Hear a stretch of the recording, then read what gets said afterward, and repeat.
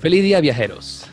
El día de hoy zarpamos, pues no zarpamos, nos quedamos aquí porque estamos en Ciudad de Panamá, mi tierra nativa donde está basado este podcast, y tenemos nada más y nada menos que una persona muy especial para mí, que ha sido parte de mi formación tanto académica como personal y me ha llevado a ser profesional que soy hoy en día y con la que estoy sumamente agradecido. Es la profesora Luisa de Figueroa. Profesora, bienvenida a la Vuelta al Mundo en tiempos de coronavirus. ¿Cómo está?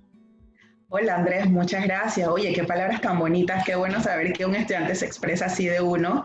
Súper contenta de poder compartir esta experiencia contigo y en tiempos tan difíciles, ¿no? Para Panamá y para el mundo. Pero sí, todo bien por ahora. No, y precisamente por eso, primero uno tiene que estar sumamente agradecido con la gente que lo lleva a uno a ser quien es, por supuesto, familia y los profesores son parte fundamental de la construcción de uno como persona. Y por otra parte, uno también busca, sobre todo, como usted menciona, en estos tiempos de crisis, respuestas de gente más sabia que uno, ¿no? Y es precisamente esto lo que yo quiero lograr con esto. No es que estoy cepillando, profesora, ya creo que ya hemos superado Oh, qué eso de... adjetivo tan grande, ese adjetivo de persona sabia, sabia, una palabra muy pesada. Bueno, por eso, esa es la característica principal que yo le he visto a los profesores que he tenido la oportunidad de tener en mi vida. Muy agradecido con mis papás también que me llevaron en este camino académico, ¿no? Y por Claro. eso, profesora, quería empezar preguntándole, primero vamos a algo un poco más personal, o sea, ¿cómo usted ha llevado estos días de cuarentena siendo profesora, educadora? ¿Cómo ha visto este cambio de paradigma hasta ahora? Bueno, definitivamente que el tema de la cuarentena es un tema que nos impactó a todos, porque no lo esperábamos. Realmente creo que nunca habíamos vivido una situación de tal magnitud.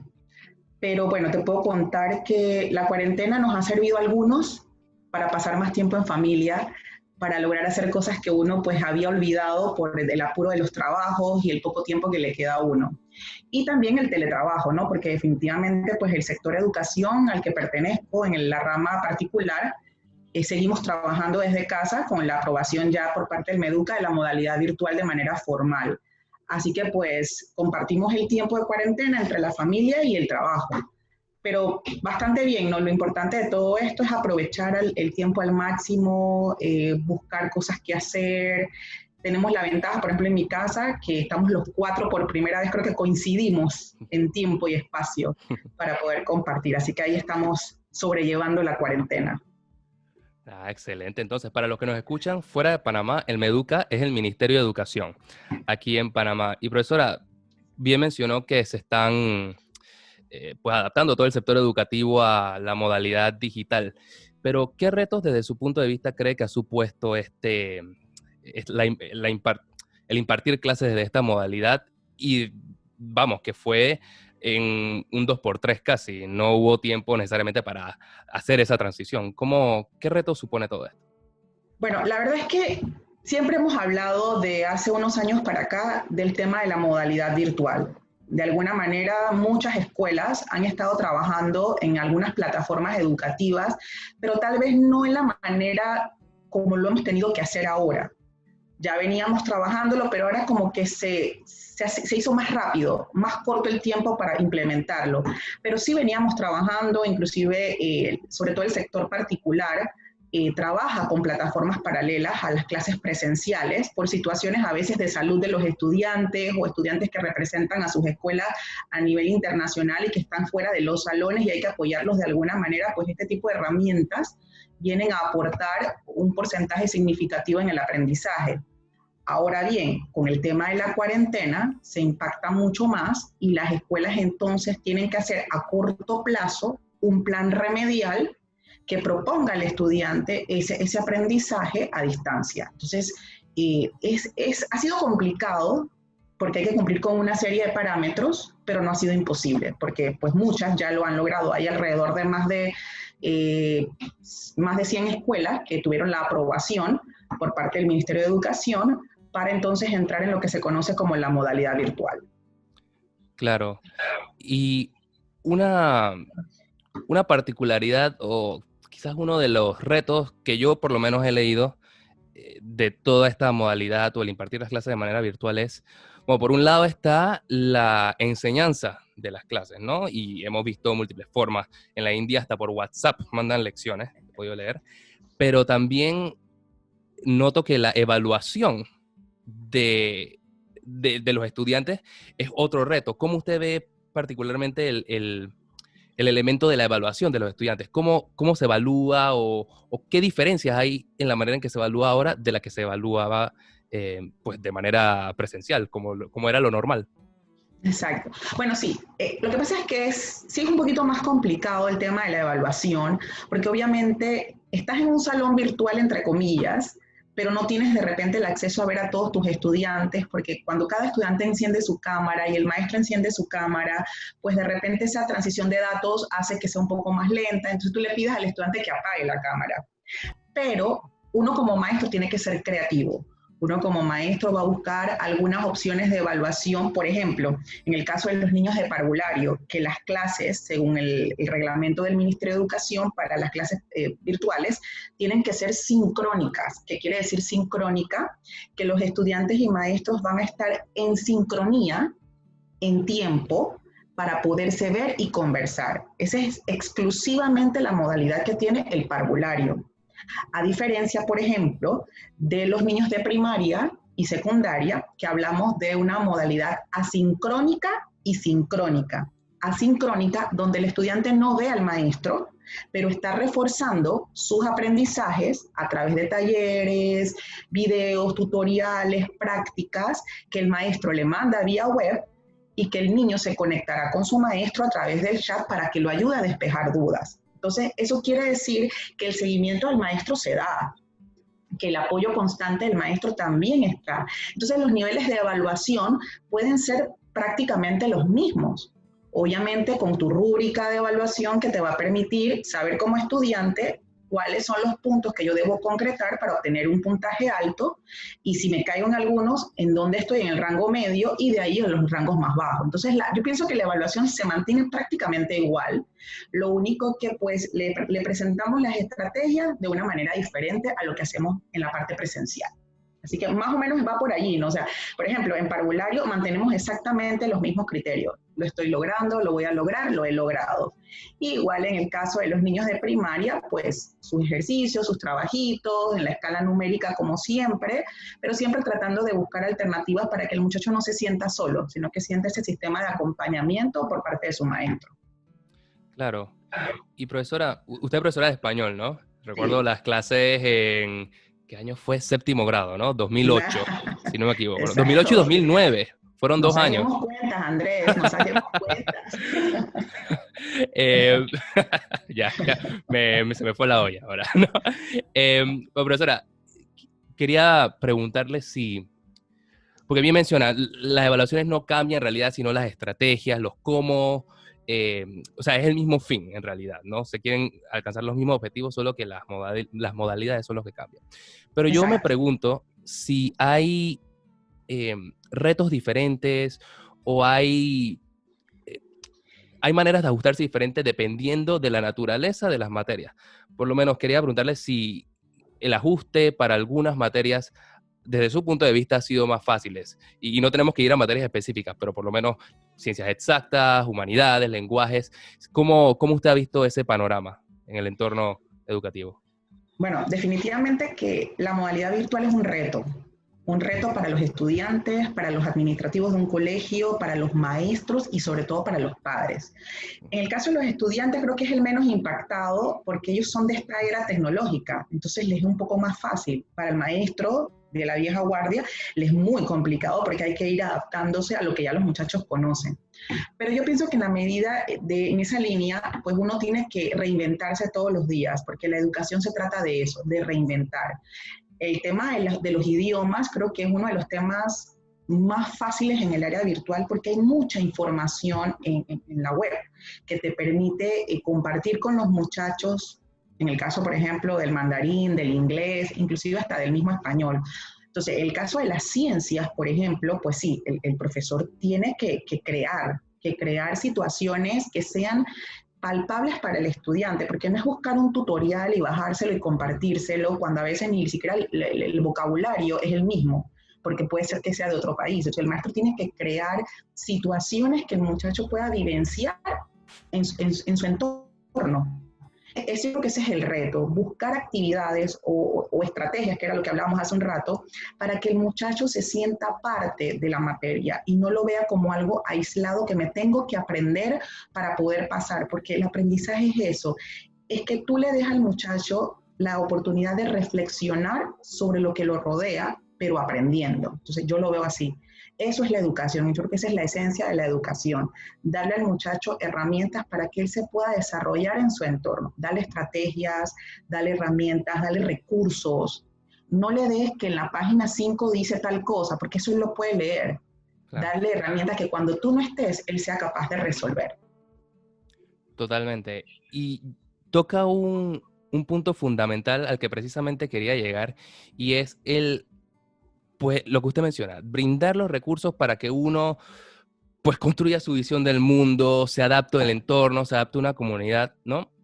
Y parte de lo que he leído, hay un artículo muy interesante en el ABC de España que salió la semana pasada, que mencionaba que la digitalización, si se adopta muy grandemente o de una manera mucho más plena, puede llevar a una deshumanización de lo que es la educación, precisamente porque al digitalizar todo, pues estamos cada uno sentado en su propia casa, no existe necesariamente ese entorno físico donde se comparten ideas, debates, valores. Básicamente el argumento es que el espacio físico del colegio es un microcosmo de lo que es la sociedad. Y Claro. quería ver cuál es su punto de vista con respecto a esto, a la digitalización y la potencial deshumanización de lo que es la educación. Es que, bueno, digitalizar es un riesgo. Una digitalización responsable creo que sería el punto correcto, porque siempre vamos a necesitar ese apego con el ser humano al otro ser humano. O sea, yo creo que el tema de las emociones, ese rapport que se crea entre las personas es siempre necesario, inclusive aunque estemos detrás de una pantalla. Qué lindo es cuando tú, por ejemplo, nosotros al inicio, que conversábamos, que nos saludábamos, que tal vez a manera de retrospección hacíamos ese recuento de lo que fue nuestra vida escolar como profesor y estudiante.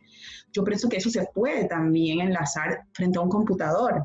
Claro. Cuando yo veo a los niños ahora en las clases virtuales, que siempre estoy supervisando, yo les pregunto cómo están, cómo amanecieron, la maestra les pregunta un poquito, hace ese espacio, esa plataforma positiva en donde todavía existe ese calor humano a través del equipo.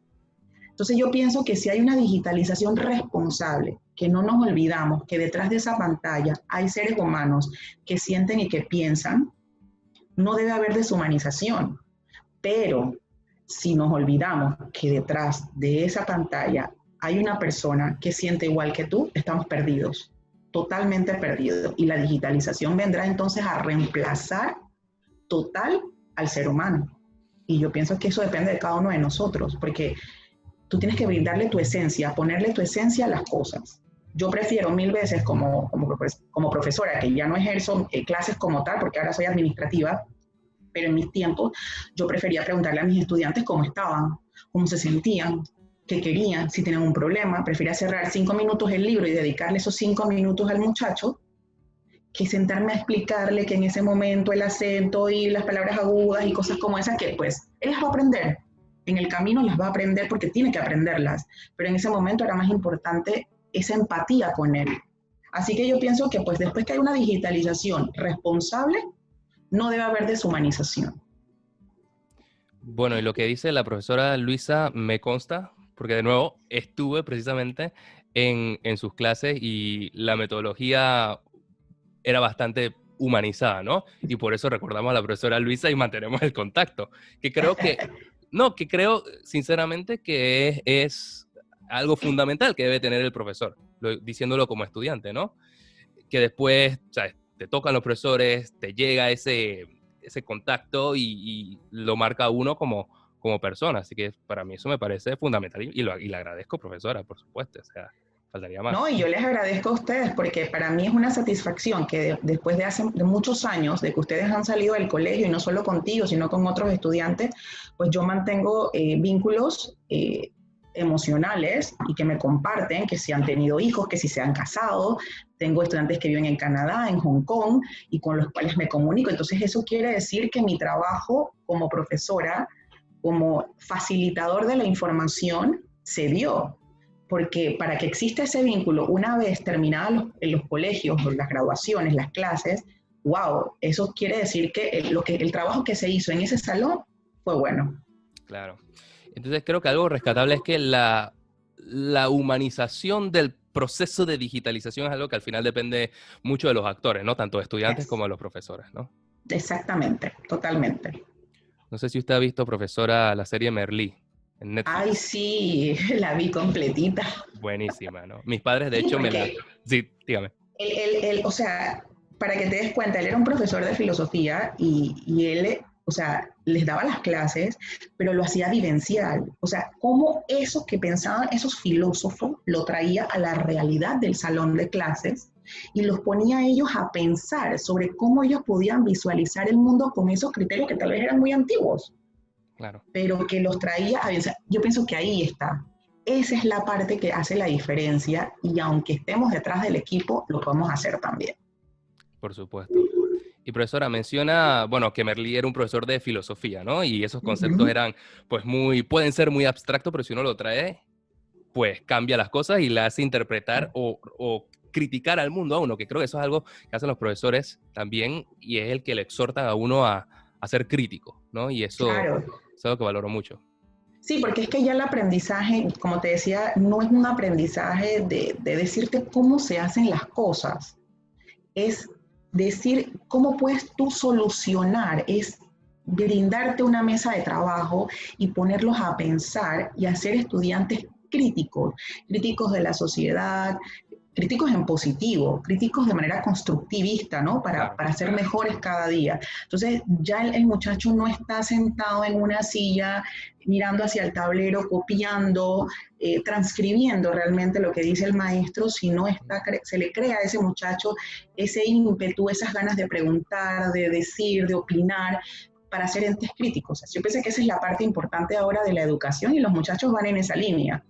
claro, y creo que esa línea de pensamiento se vuelve aún más relevante ante los tiempos de coronavirus que vivimos, porque precisamente, y no soy el único que comparte la opinión de que el mundo exigirá replanteamientos a nivel educativo, pero también a nivel social, político, inclusive económico, ¿no? Y se necesita precisamente a personas preparadas para pensar. Y en ese sentido, profesora, quería preguntarle si usted cree que desde las escuelas, que es el primer bastión de formación de las personas, cree que hay que robustecer más precisamente estas materias que exigen del estudiante pensamiento crítico, filosofía, inclusive agregaría las lenguas ahí, o sea, y las ciencias sociales. ¿Cree que hay que meterle más, quizás más mente a esos currículums para robustecer esas materias? Yo pienso que sí, porque okay, los idiomas son importantes, te abren muchas puertas. Tal vez cuando el muchacho está en la escuela no lo ve de esa manera, lo ve como que, bueno, tengo que aprenderme esta materia, pero tengo que pasarla. Pero no ve el valor agregado que le dan los colegios cuando manejan un tercer idioma.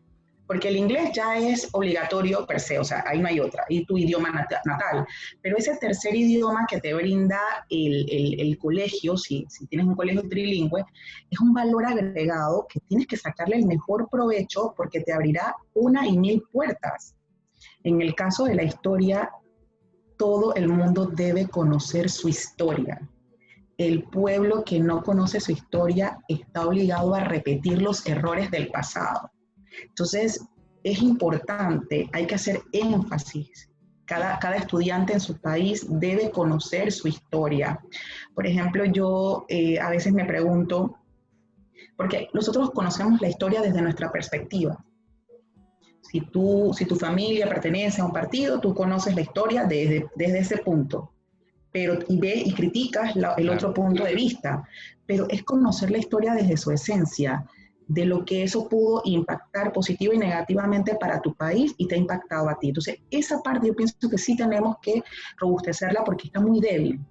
El tema de la identidad nacional, de la idiosincrasia en relación al panameño, pues todavía nos falta un poquito, falta como apretar allí el conocimiento para que el mismo fluya dentro del estudiante y tenga el interés de buscar información sobre eso. Claro. Y obviamente hay materias que necesitan mucho trabajo del estudiante.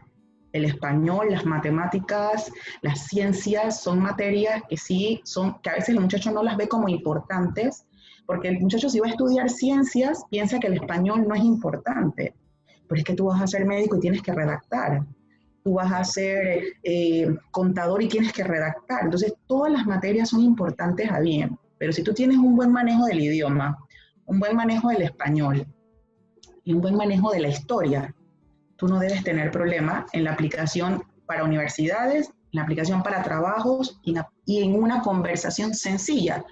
Tú te puedes defender perfectamente. Creo que son los 3 pilares básicos dentro de la educación.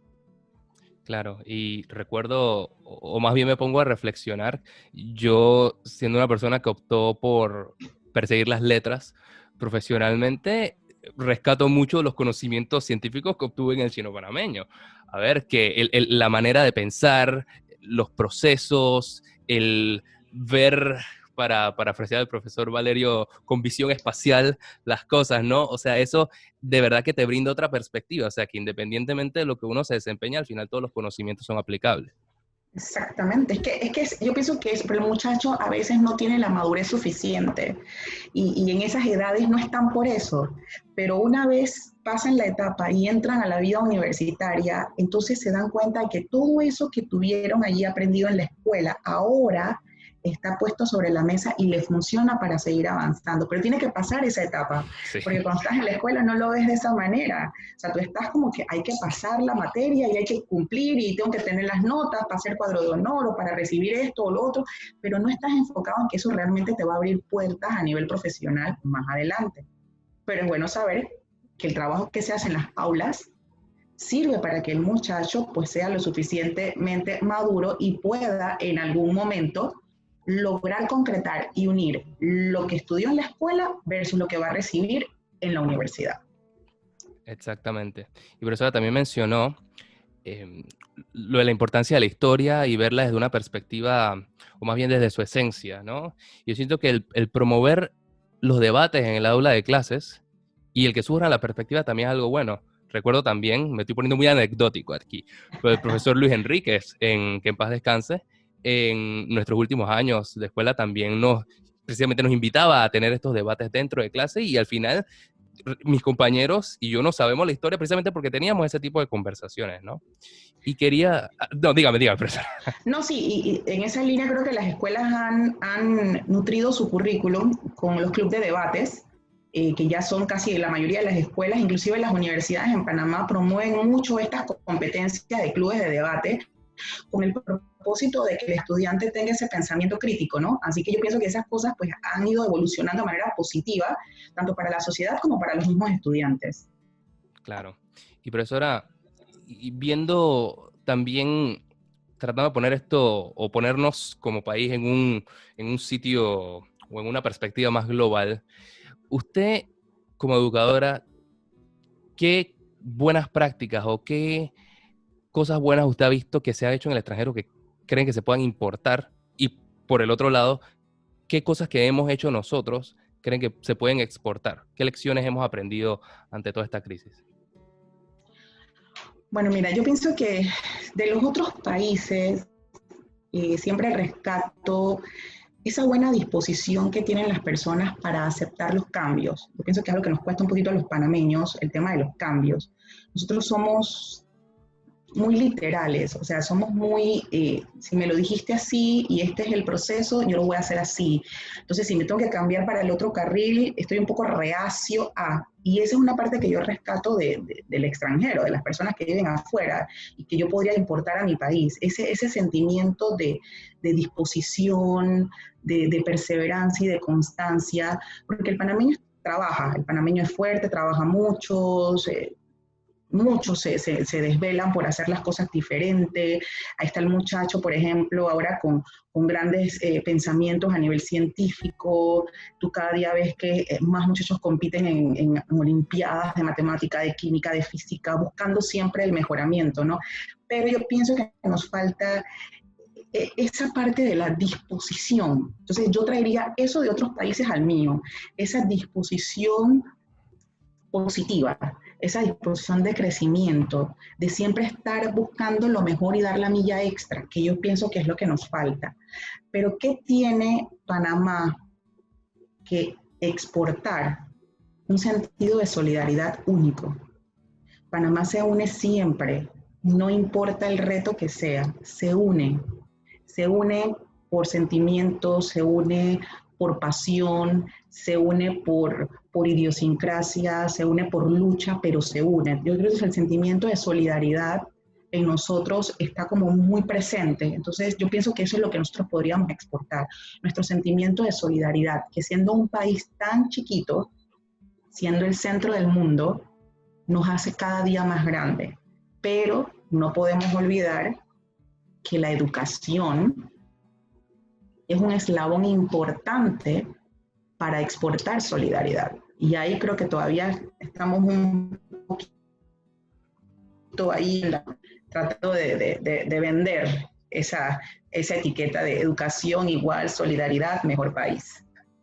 Interesante. La educación es un eslabón para poder exportar la solidaridad. Profundo, ¿eh? Porque la educación, ok, ¿qué te abre puertas en el mundo? La educación. Una persona educada, y no hablo de educación solamente de la información que recibes en el salón de clases.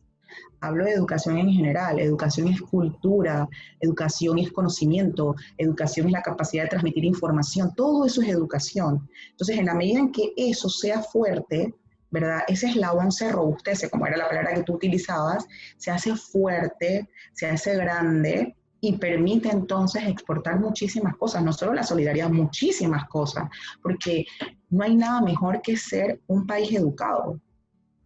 Un país educado, o sea, no solamente como te decía, de clases, educación en todo el sentido de la palabra. Yo pienso que eso tenemos que seguir trabajándolo, se ha venido haciendo en las escuelas cada día y los muchachos están aportando mucho a esa parte y sobre todo que han tomado conciencia, que creo que es uno de los puntos importantes. Claro, profesora. Esa toma de conciencia yo también la he podido evidenciar y naturalmente el mundo está cambiando. Los paradigmas van a ser otros. Hablamos ya de la nueva normalidad. Y a manera de conclusión me gustaría preguntarle cómo usted imagina esa nueva normalidad, tanto en Panamá como en el mundo. Bueno, yo espero que cuando llegue el proceso de que tengamos que volver a salir, espero que la nueva normalidad sea habernos hecho más humanos, sobre todo eso, más humanos, más sensibles y más empáticos. Porque creo que la cuarentena y todo este problema de la pandemia ha sacado en algunos momentos lo mejor y lo peor de nosotros mismos, porque no estábamos preparados para esto, a ningún nivel, como decías tú, ni económico, ni social, ni educativo, ni ninguno. No estábamos preparados para. Entonces, mi nueva normalidad, lo que espero es personas más humanas, más sensibles y más empáticas. Esa sería mi nueva normalidad. El tema de uso de mascarillas, de prevención, de higiene y eso es secundario. Es la esencia del ser humano. Es realmente lo que yo espero en la nueva normalidad. Un país más unido, más empático, más humano, más solidario. Eso es lo que espero de la nueva normalidad en Panamá y en el mundo. Porque no es cuestión solamente de mi país, porque al final todos hemos vivido la misma experiencia, tal vez de manera un poquito diferente, pero con la misma esencia. Un problema que no esperábamos, que nos estremeció a todos y nos hizo regresar a cero. Y darnos cuenta que lo más importante son las relaciones con nuestras familias, con nuestros amigos, con las personas que nos rodean. Y yo creo que estábamos viviendo muy acelerado y no nos habíamos dado cuenta de cuán importante es el abrazo, el cariño, el estar cerca, que no lo puede comprar el dinero ni ningún otro factor puede comprar lo que realmente se siente en el persona a persona, en esa humanización, que era lo que hablábamos hace un rato con todo este tema de la digitalización y todo esto. Entonces, yo espero eso, personas más humanas y más comprometidas con los sentimientos de las otras personas, no solo con el tuyo, sino con el de las otras personas. Humanidad, empatía, solidaridad. Y creo que, de nuevo, la educación es ese eslabón que usted bien mencionaba, porque, de nuevo, el sector educativo, la escuela, ese ambiente es una mini sociedad y hasta diría que un mini mundo, ¿no? Exactamente. Porque cómo manifestamos esos valores, cómo aprendemos a manifestar esos valores en la escuela, pues determinará cómo lo manifestamos a nivel político, a nivel Estado, a nivel internacional, ¿no? Exactamente. Claro. Entonces me quedo con esa reflexión, profesora.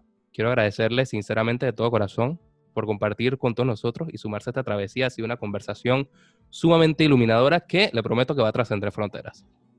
No, gracias a ti por la oportunidad, por haberme tomado en cuenta, porque a pesar de los años nos mantenemos vigentes en amistad, ¿verdad? Y como decías al inicio, qué bueno que tus papás te hayan dado la oportunidad de tener una educación muy amplia, tanto a ti como a tu hermana, que son personas muy inteligentes, muy comprometidas con sus estudios, pero sobre todo uno puede visualizar eso a través de los padres, ¿no? Porque los papás los conozco muy bien, a los señores Laguna, que son unas personas muy, muy educadas en todo el sentido de la palabra cuando hablo de educación, porque han transmitido esos valores fuertes en ustedes y ustedes son ese reflejo, ¿no? De un buen trabajo hecho de dos padres comprometidos, tienen unos hijos comprometidos con su educación, con una visión de sociedad importante y sobre todo con buenos sentimientos. Y me alegro muchísimo que pues me hayas tomado en cuenta para esta navegación que hemos hecho y poder compartir un poquito los dos. Así que pues nada, siempre a la orden, Andrés. Muchísimas gracias, profesora, por sus palabras y por su participación. A ti. Hasta luego. Saludos.